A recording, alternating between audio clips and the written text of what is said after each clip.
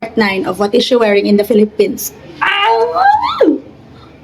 I'm so I do not have any recent videos, because anyways, pupunta lang naman ako sa work, and simple but classy attire lang muna yung atake natin.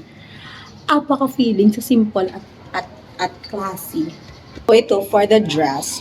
So this is what I'm going to wear today.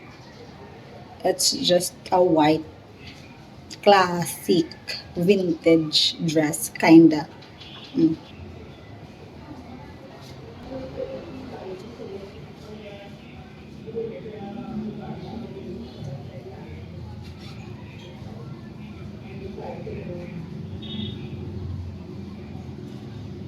So this is it.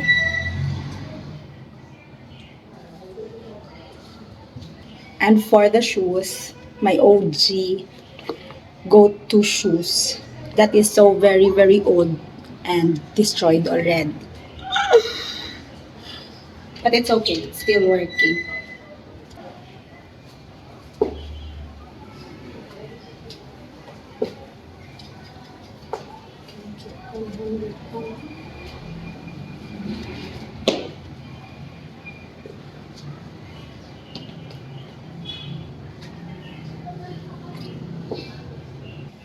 Rings on. This is my bag. And this is the final look. Let me give you a quick 360 and a walk. And yeah.